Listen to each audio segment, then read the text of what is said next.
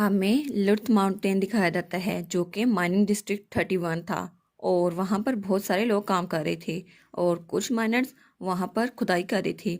लेकिन एक कहता है, तुम्हें नहीं लगता ये कितना ज़रा फैसिनेटिंग है? हमें इसे देखने की आदत हो गई है लेकिन फिर भी कितना अजीब लगता है ना। एक ऐसा हॉर्स जो इतने हैवी सामान को खुद ही खींच रहा है।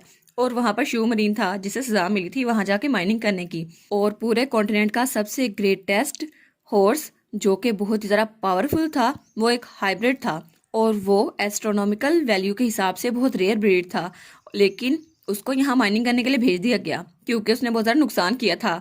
और सिलिसिया के डैड ने कहा था जिसने नुकसान किया भरपाई भी वही करेगा, ऐसा आइजक मैजरिन का कहना था। और उसी की वजह से बेचारे को सजा मिल गई थी। बेचारा शिवमरीन सोचता है, मेरे हालात तो कुछ ज्यादा अजीब हो गए हैं, अब तो मुझे यहाँ पे मजदूरी करनी पड़ रही है, ये तो कुछ ज्यादा ही हो गया। मैं एक वार हॉर्स हाइब्रिड हूँ, मुझे यहाँ पे काम करना क्यों पड़ रहा है? बस एक एक्सीडेंट ही तो हुआ था, उसकी वजह से मैं अभी तक सफर कर रहा हूँ। तभी वहां पर एक फिनिक्स आती है जो सिलिसिया के साथ थी स्टोरी के शुरू में। वो कहती है, शिव मरीन तुम यहाँ पर क्या कर रहे हो? तो शिव मरीन कहता है, मैं तो अपना कर्जा चुका रहा हूँ, 100 रूल हर दिन के। तो फिनिक्स कहती है, मैंने तुम्हें कहा नहीं था कि साशा के साइड पे रहना? तो शिव मरीन कहता है, लेकिन मेरे पास कोई चॉइस नहीं थी ना, वैसे भी मेरी सिचुएशन बहुत ज्यादा डीप और कॉम्प्लिकेटेड थी। तो फिनिक्स कहता है, साशा बहुत ज्यादा खतरे में है। तो वो कहता है, क्या मास्टर खतरे में है? लेकिन क्यों? तो फिनिक्स कहता है, कौन जाने, शायद जो तकदीर का पहिया चलने वाला था वो शुरू हो गया है। लेकिन तुम्हें नहीं पता कि डेस्टिनी पूरी होके रहेगी, तो मुझे लगता है तुम्हें उसके साथ रहना चाहिए और जितनी जल्दी हो सके उस तक पहुंच जाओ ताकि वो तुम्हारे साथ सेफ रहे। तो वो कहता है, क्या? लेकिन मैं अपने पैरों की जंजीरों को अगर तोड़ दूं तो मैं जा सकता हूँ? तो फिनिक्स कहता है, हाँ बिल्कुल, तुम उस बच्चे को भूल तो नहीं गए है ना? तो शुमन कहता है, बिल्कुल, मैंने कोशिश की थी कि मैं मास्टर की फिक्र करना बंद कर दूं, लेकिन मुझे लगता है मेरे पास कोई चॉइस नहीं है। तब वो अपने पाँव की जंजीरें तोड़ देता है एक ही झटके में। और तब वहां सारे लेबरर्स उसी को देखते हैं लेकिन उनको कुछ नजर ही नहीं आता। और कोई बहुत ज्यादा तेजी से उनके पास से गुजर के जाता है और सारे के सारे वो तो इधर उधर बिखर जाते हैं। तो सब कहते हैं, क्या तुमने अभी देखा? अभी क्या हुआ? यहाँ पे तो कोई लाइटनिंग स्पीड से गुजर गया है, लेकिन वो था कौन? और हमारा शुमरीन वो जंगल से बहुत ज्यादा तेज से भाग रहा था। और वो सोचता है, अब मुझे लग रहा है कि मास्टर वो बहुत ज़रा मुश्किल वक्त से गुजर रही हैं, लेकिन मैं उनकी मदद करके रहूंगा। तो वो बहुत तेज से वहां से जाते हुए कहता है, मास्टर मैं यहाँ पर आ रहा हूँ आपके पास। और दूसरी तरफ हमें सीन दिखा रहता है उसी चर्च का जहाँ पे एक नन खड़ी थी। वो कहती है, तो आप लोग कह रहे हैं आप न्यू बिलीवर्स हैं, है ना? लेकिन आपका रिलेशनशिप वो क्या है?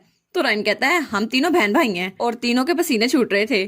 तो दो नन्स वहां पे खड़ी थी और वो तीनों कीटोसान के हैप्पीनेस चर्च के हेडक्वार्टर में थे। तो वो नन उनको घुरी जा रही थी। तो वो तीनों कहते हैं, क्या? तो वो नन कहती है, सिबलिंग्स, आपने कहा बहन भाई है ना, लेकिन आप तीनों लगते तो नहीं है बहन भाई। तो रायन कहता है, हाँ हाँ, मैं सबसे बड़ा हूँ, मेरा नाम है लुइस। तो दूसरी हमारी हीरोइन कहती है, मैं हूँ दूसरे नंबर पर, मेरा नाम है शाये। तो तीसरा वो कहता है, और मैं हूँ से। तो दूसरी नन उसके कान में कहती है, लेकिन ये लोग तो आपस में मिलते जुलते भी नहीं है, इनके तो बालों के रंग भी अलग हैं, हमें कंफर्म करना होगा। तब राइम बेचारा वो तो पूरे कॉन्फिडेंस से खड़ा था और हमारी हीरोइन को बड़ा ब्रिलियंट आइडिया आता है। वो कहती है, हाँ हाँ, असल में मैं आपको बताती हूँ, हम सबके बर्थ के पीछे एक सीक्रेट है। तो वो स्टोरी शुरू करते हुए कहती है, हमारे फर्स्ट फादर वो हमारी फर्स्ट मदर के प्यार में पड़ गए और इस तरह मेरा बड़ा भाई लुइस पैदा हुआ। लेकिन मेरे फर्स्ट फादर जंग के दौरान मर गए। तो उसके बाद मेरी मदर को एक बच्चे को संभालने में बहुत ज्यादा मुश्किल हुई थी।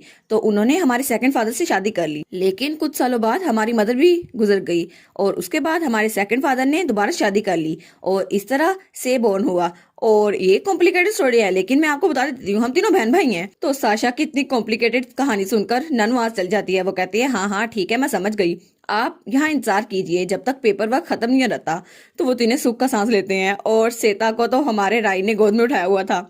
तब वो वहां सोफे पे बैठ जाते हैं। तो रायन कहता है, तुमने तो बहुत अच्छा काम किया साशा, तुम तो नॉर्दर्न ड्यूक क्लब का नाम रोशन कर रही हो। तो साशा कहती है, हाँ देखा, मेरे लिए बहुत ज्यादा आसान था, लेकिन मुझे लगा नहीं था वो इतनी जल्दी मान जाएंगी। और उन्होंने तो मेरी पूरी कहानी भी नहीं सुनी, उन्होंने कहा बस कर दो, इतनी बड़ी कहानी नहीं सुनी हमने। तो वो सोचता है, हाँ लेकिन अब हम लोग यहाँ पर पहुंच चुके हैं और यहाँ पे पहुंचने का मकसद हमारा कामयाब होना था। देखा, हमारा पहला काम पूरा हो गया। तो कहा जाए तो ये बहुत ज्यादा अच्छी अचीवमेंट हुई। तो फिर वो कहता है, ओ मेरी गलती थी, हम लोग 3 यंग लोग नहीं हैं, यहाँ पर 2 यंग लोग, एक बच्चा है। तो सेता कहता है, क्या बच्चा? तुम मजाक तो नहीं कर रहे? तुम मुझे बच्चा कह रहे हो और तुम ये चाहते हो कि मैं प्रिटेंड करूं तुम्हारा छोटा भाई हूँ? लेकिन इन्वेस्टिगेशन में मेरा क्या काम? और वैसे भी मुझे ये फटे पुराने कपड़े पहनने को क्यों मिले हैं? तो रायन बड़े प्यार से उसकी तरफ देखता है और कहता है प्लीज प्लीज श्वेता मान जाओ ना। तो श्वेता कहता है अच्छा ठीक है, बस कुछ दिनों के लिए, ज्यादा नहीं। तो रायन कहता है सच में तुम तो बहुत अच्छे हो श्वेता। तो फिर वो कहता है लेकिन तुम यहाँ पर करने क्या आए थे। तो श्वेता कहता है मैं तो फैरजा में कॉर्पोरेशन के लिए आया था, और तुम्हें याद है जब मैं स्लेव बनकर वहां पर घूम रहा था। तो सशा कहती है अच्छा तुम वहां पर थे लकी बॉक्स ऑक्शन में, है ना। तो वो कहता है हाँ बिल्कुल, मैं वहां इन्वेस्टिगेशन करने के लिए आया था, एक क्रिमिनल इन्वेस्टिगेशन। मैं एक ऐसे क्रिमिनल को ट्रैक कर रहा हूँ जो फैरजा में बहुत ज्यादा पॉपुलर है, और उसी की वजह से बहुत सारे स्लेव्स वहां से गायब हो रहे हैं। लेकिन मुझे उनकी मूवमेंट्स को ट्रेस करने के लिए एक गुलाम बनना पड़ा। मुझे लगा था नोबल्स में कोई होगा, लेकिन मैं उस कल्प्रिट को पकड़ नहीं पाया क्योंकि मेरा प्लान वो नाकाम हो गया। और जब मैं एम्पर से मिला तो एम्पर को भी मेरी सच्चाई के बारे में पहले ही पता था, लेकिन मेरा इनफिल्ट्रेशन मिशन वो फेल हो गया। और सुल्तान के सक्सेसर के तौर पर मैंने फैजा कॉर्पोरेशन से खुद रिक्वेस्ट की थी, और मैंने वो रिक्वेस्ट डायरेक्टली एम्पर से की थी बैंक्वेट हॉल में, और इसीलिए मैं यहाँ पर आया हूँ। लेकिन एम्पर ने उस बात को एक्सेप्ट कर तो लिया, इसलिए मुझे लगता है कम से कम मुझे उनके फेवर को तो लुटाना चाहिए। तो रायन कहता है क्या सच में। तो वो कहता है लेकिन सच में फेया का सक्सेसर सुल्तान का जानशीन यहाँ पर क्या कर रहा है, वो भी फॉरेन टेरिटरी में। तुम क्रिमिनल्स को ढूंढने आए हो, वैसे भी ये सिर्फ इलीगल स्लेव है। तो श्वेता कहता है वो बात असल में ये है, तो वो बात बदल देता है। लेकिन साशा कहती है ओ मुझे पता है ना ये बहुत ज्यादा डेंजरस है, लेकिन तुम अकेले इन्वेस्टिगेशन क्यों कर रहे थे। और फिर वो कहती है क्या तुम उनमें से किसी को जानते हो, उन स्लेव्स में से। तो श्वेता कहता है वो मैं। तो रायन कहता है अच्छा तुम्हारा कोई फैमिली मेंबर होगा, है ना, सुल्तान के जानशीन में से कोई और। तो श्वेता कहता है मैं बताना चाहता हूँ, लेकिन वो बात बदल देता है। वो कहता है लेकिन अभी तक मेरा मैरिज प्रपोजल अभी भी वैलिड है, तो इस बात को भूलना नहीं। तो रायन कहता है देखा इसने सब्जेक्ट चेंज कर दिया, ये बताने नहीं चाहता। तो सिलिसिया कहती है बस कर दो अब। तो वो कहता है नहीं नहीं गौर से सुनो, अगर तुमने मेरा मैरिज स्टेबलाइज कर दिया तो लोग तुम्हें हीरो की तरह देखेंगे और तुम तो सबकी सेवियर बन जाओगी। तो साशा कहती है बस कर दो, मुझे इससे फर्क नहीं पड़ता। तो वो कहता है नहीं नहीं मैं तुम्हें बता रहा हूँ, तुम्हें बहुत जरा फायदा होगा। तो साशा सोचती है मेरे पास अब कोई और चॉइस नहीं बची, मुझे इसे सच बताना ही होगा। तो वो उसे कहती है असल में मैं शादीशुदा हूँ। तो श्वेता का मुंह खुला का खुला रह जाता है। वो कहता है क्या तुम मजाक कर रही हो। वो कहती है बिल्कुल नहीं। तो तब वो साशा की तरफ बड़ी हैरानी से देखता है और उसी की तरफ घूरी जा रहा था, और फिर वो अपने मुंह पे हाथ रख लेता है और रायन की तरफ देखता है। तो वो दोनों कहते हैं क्या, और दोनों उठ जाते हैं। वो कहते हैं नहीं नहीं ऐसा कुछ नहीं है, तुम ऐसा मत सोचो। तो साशा कहती है बिल्कुल नहीं, मैं इस आदमी से शादी नहीं कर सकती। तो वो कहता है नहीं नहीं ये मिसअंडरस्टैंडिंग है, वो मेरी बीवी नहीं है। तो सीता कहता है अच्छा मैं समझ गया। तो फिर वो सोचता है तो इसका मतलब है तुम पहले से शादीशुदा हो और मैं किसी और की फैमिली को अपने साथ नहीं रख सकता। तो फिर वो कहता है लेकिन क्या तुम इन्वेस्टिगेशन करने में हेल्प करोगी कि मेरा मैर तुम्हारे इर्द गिर्द स्टेबलाइज क्यों होता है। तो साशा कहती है हाँ इतना तो मैं कर ही सकती हूँ। तो श्वेता कहता है अच्छा ठीक है, अगर तुम इतना कर सकती हो तो फिर काफी होगा, मुझे और कोई मसला नहीं है। तो फिर वो दोनों सोफे के इर्द गिर्द ही खड़े थे। तो वो कहता है अच्छा आगे का प्लान क्या है मुझे बताओ। तो रायन कहता है वो प्लान, लेकिन तभी वहां पर नन आती है। वो कहती है न्यू बिलीवर्स, तुम लोग के यहाँ से जाने का वक्त हो गया है, तुम लोगों ने बहुत देर तक इंतजार किया, तो अब मुझे फॉलो करो। और उसके बाद हमें बर्फीले और पथरीले पहाड़ दिखाए जाते हैं, जहां पर वो नन कहती है ये सेंचुरी ये कितुसान के पीक पर वाक़ है, ये बहुत ज्यादा सेक्रेट प्लेस है और बहुत ज्यादा प्योर भी, इसलिए तुम लोग को इस बात को खुद फॉलो करना होगा।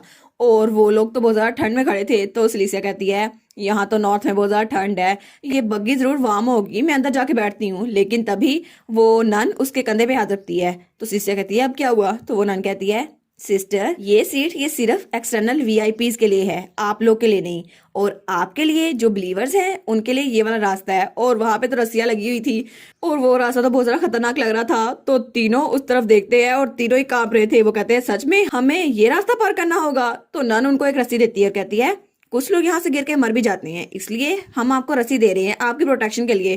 तो वो तीनों कहते हैं क्या सच में। और उसके बाद वो लोग उस रस्सी की मदद से वहां से ऊपर चढ़े थे और सिलिसा तो बहुत ज्यादा डर रही थी। वो कहती है सच में यहाँ पर कोई गिरा था, कोई गिर के मर गया था और हमें भी यहीं से जाना पड़ेगा। तो सेटा कहता है मुझे कुछ भी नजर नहीं आ रहा। तो रायन कहता है क्या सच में हम इतनी दूर तक चढ़ रहे हैं, मुझे तो टॉप भी नजर नहीं आ रहा, हम वहां तक कैसे जाएंगे। तो सिलिसा कहती है कोई और रास्ता तो होगा, है ना रायन। नहीं तुम्हारा नाम तो लुइस है ना, तुम्हारे पास कोई प्लान है। तो रायन कहता है असल में बात ये है मैंने तो ये एक्सपेक्ट ही नहीं किया था, और वो बेचारा तो खुद डरा हुआ था। तो सिलिसा चिल्ला कहती है तुम इडियट, और पूरे पहाड़ों में उसकी आवाज गूंज रही थी। वो कहती है तुम्हारे पास कोई प्लान नहीं था तो यहाँ आने का फायदा क्या था, अब हम इस ठंड में मर जाएंगे, और अगर इस ठंड में ना मरे तो इस पहाड़ से गिरकर तो पक्का ही मर जाएंगे। और इसी के साथ ये वाला पार्ट यहाँ पर ख़त्म। तो आप लोग बताइएगा आपको ये पार्ट कैसा लगा। प्लीज़ लाइक करिएगा, कमेंट करिएगा और शेयर करिएगा। और जो न्यू व्यूवर्स हैं काइंडली वो चैनल को सब्सक्राइब कर दें। और पिछली वीडियोस का लिंक आपकी स्क्रीन पर नज़र आ रहा होगा, तो काइंडली उनको भी चेकआउट कर लें। Thank you so much.